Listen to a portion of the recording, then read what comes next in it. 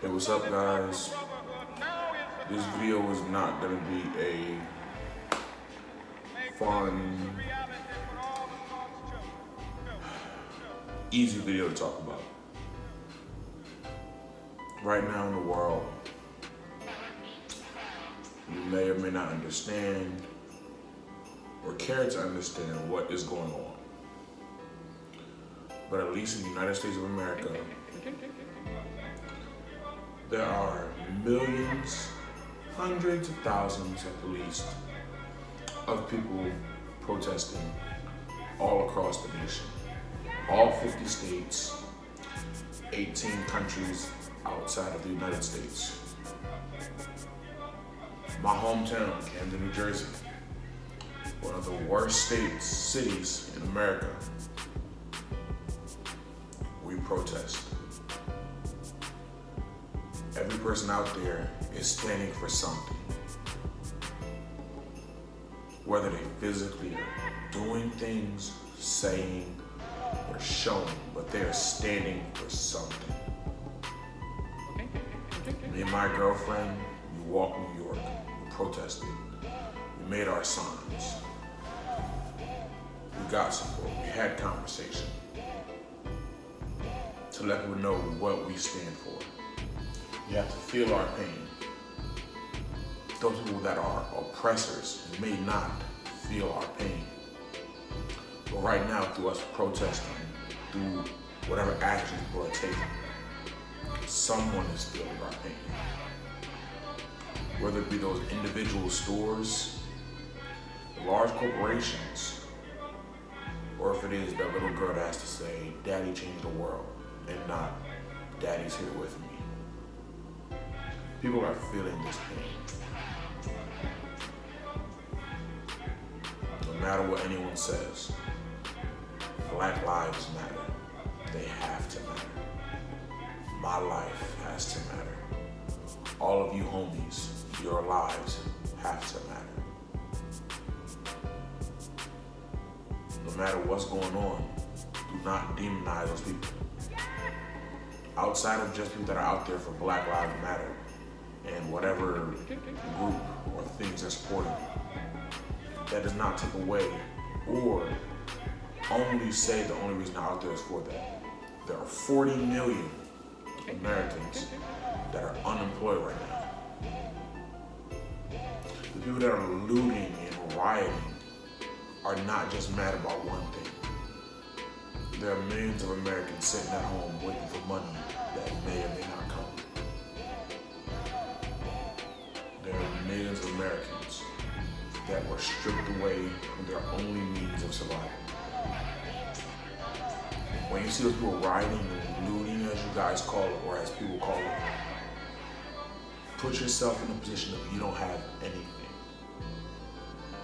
And there are million, if not billion-dollar corporations in your neighborhoods, in your environments, that are reaping from you, but are not pouring back into you or the community they're in.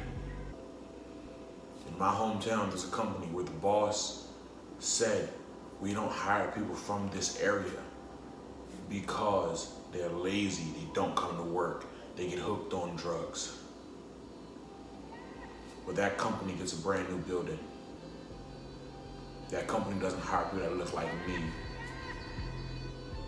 even though I'm a college student.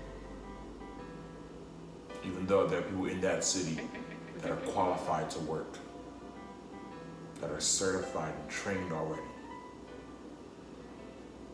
These companies cannot benefit from us without either speaking up or standing with us in these struggles.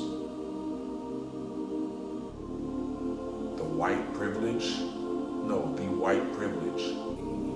is when you have the voice. When this country was built for you to be in power and you choose not to speak. When you use counter arguments to say, "But don't all lives matter?" Yes, all lives matter, but not until Black Lives Matter. If I have to go outside and think my skin is the reason I can die, does that mean my life matters? Like many people saying it now. Well, cops kill this amount of white people every year. In America, where 70% of the population is white, and anywhere else, as we have all learned proportions, fractions, if there's more of one thing, of course these things will happen. But here's the thing, those aren't unarmed men being held down on their necks for 9 minutes, calling out for your mother who was deceased. I use this platform, like I use all my platforms, to say that I stand for something. I stand for Black Lives Matter. Because my grandmother, God rest her soul, was told where she had to sit, where she had to go to school. Even though we may not have it outright today, there are still systems in place, such as redlining, things that stop you from voting and having your voice heard, from acquiring wealth, from purchasing your first house. And I want to fight and stand so that my children, your children, hopefully they don't have to go through the same things. They don't have to watch countless videos of people that look like them being murdered, killed,